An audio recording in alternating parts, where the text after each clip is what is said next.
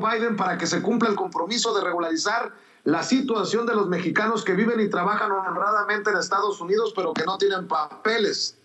Mediante el mensaje videograbado que le presentamos primero aquí en Sin Censura, en vivo, dirigido a los migrantes mexicanos en Estados Unidos, el mandatario recordó que la regularización de 11 millones de migrantes no depende únicamente de Biden, sino del Congreso estadounidense. Por ello, refirió que el gobierno mexicano va a ayudar en las gestiones ante el Congreso y a participar para que ningún migrante mexicano de cualquier país sea maltratado. Para hablar de este y otros temas, saludo a nuestra amiga Nancy Flores, corresponsal periodista de la revista Contralínea. Querida Nancy, ¿cómo estás? Muy buenas tardes. Buenas tardes, Vicente. Muchas gracias por la invitación. Qué gusto también saber que ya recuperaste tu cuenta de Twitter, Vicente. Afortunadamente, mi querida Nancy, afortunadamente la acabamos de recuperar ayer. También recuperamos por el momento nuestro canal principal de YouTube. De lo que no podemos recuperarnos son de los periodicazos que nos están metiendo en algunos medios como Milenio.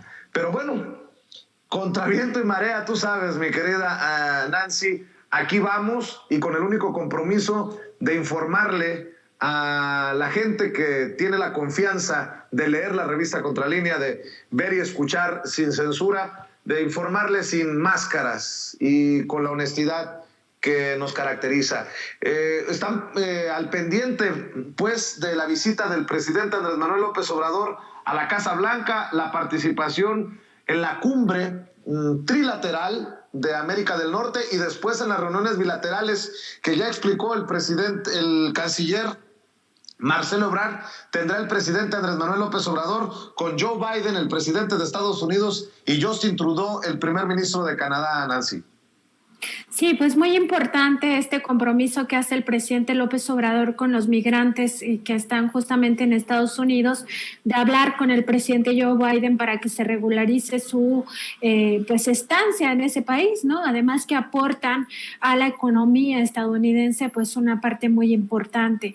Entonces esperaría que el próximo 18 de noviembre, cuando precisamente asista a esta cumbre trilateral, en el espacio que va a tener directamente con Joe Biden, porque hay que recordar que primero son los tres, el primer mandatario de Canadá y además los presidentes de Estados Unidos y México, que van a hablar de estos temas, de esta agenda que ya dio a conocer Marcelo Ebrard, pero después va a tener una reunión privada, primero al parecer con Joe Biden y después con Justin Trudeau. Entonces esperaría que en esta reunión privada justamente aborde el tema de los migrantes mexicanos y pues que ya haga esta solicitud formal y además pues con todo el respaldo que la propia comunidad migrante le ha estado mostrando, ¿no? Que han querido denostar este apoyo que claramente le muestran los migrantes en Estados Unidos al presidente López Obrador, podría traer un nuevo escenario para, pues sí, 11 millones de mexicanos que radican allá de forma ilegal, pero que trabajan, que se esfuerzan, que sacan adelante aquella economía y también contribuyen a la economía mexicana. Entonces sería un reconocimiento pues también a estos como el presidente les ha llamado constantemente, porque tan solo en lo que va de la pandemia, las remesas han permitido que de alguna manera la economía mexicana no se haya caído tanto como en otros países, Vicente. Así es, no será un objetivo fácil para el presidente Andrés Manuel López Obrador, pero esto demuestra un compromiso con esos héroes y heroínas, este mensaje que les deja, esta promesa que les deja a esos héroes y heroínas, a los que ha reconocido una y otra vez por los miles, decenas de miles de millones de dólares en remesas que envían, y creo que es simple y sencillamente parte de esta justicia y confirmar que es válido su frase de que amor con amor se paga. Sí, no sería fácil, sobre todo porque hay que recordar que hay un sector de derecha, sobre todo, que está en contra de los migrantes, ¿no? En general, pero también con un fuerte racismo hacia los migrantes mexicanos o de origen mexicano. Entonces, no sería un tema fácil, pero al menos pondría en la agenda de aquel país esta propuesta y pues de alguna manera yo creo que abriría una discusión o tendría que hacerlo sobre estos 11 millones de mexicanos, de compatriotas, pues que diariamente trabajan allá, estudian allá y que requieren pues de esta garantía migratoria para no estar siempre pues con esta preocupación de que si nos agarra la migra o si nos agarran las autoridades, pues los vayan a devolver a México, ¿no? Entonces, es muy importante que se abra la discusión desde ahora. Se espera que el 18 justamente le haga esta propuesta y pues ya veremos cómo lo recibe el presidente Biden y qué, digamos, qué hace al respecto en los próximos meses. Por lo menos el presidente López Obrador llevará el tema y eso ya será para los migrantes, me parece un avance. Nancy, antes de que te nos vayas, dame tu opinión de la salida de Santiago Nieto como titular de la Unidad de Inteligencia Financiera y la llegada de Pablo Gómez. Mira, Vicente, yo creo que ya después de la boda suntuosa que tuvo en Guatemala y que se filtraron incluso algunas imágenes y se supo de su lista de invitados, me parece que ya era insostenible que permaneciera en este cargo tan relevante para el combate a la corrupción, sobre todo porque ya se estaba cuestionando a partir de este evento social, privado, por supuesto, cuál sería su independencia para investigar, por ejemplo, al empresario Ili Ortiz, ¿no? Que asistió a esta boda. Entre otros, por supuesto, pero esta parte de poner en duda si tiene o no capacidad para investigar a unos, para no investigar a otros que son sus amigos, pues ya dejaba en una posición muy difícil al presidente López Obrador, que tiene como meta pues la lucha contra la corrupción. Y me parece que en todo este contexto un poco tendríamos que revisar los claroscuros de Santiago Nieto en la UIF. O sea, por una parte sí tenía un trabajo muy, pero muy especializado a la hora de seguir la ruta del dinero de muchas personas o personajes, empresarios y políticos que tienen por lo menos un tufo de corrupción.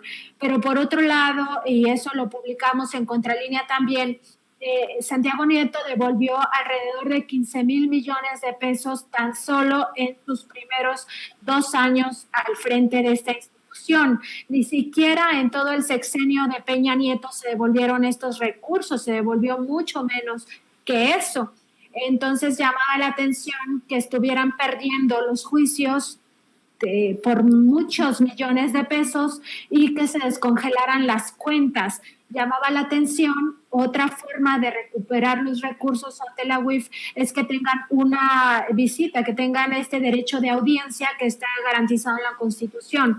Y de forma discrecional, la Unidad de Inteligencia Financiera también decidiera devolver otros 1,000 millones de pesos a estas personas que tienen sospecha de haber hecho operaciones con recursos de procedencia ilícita.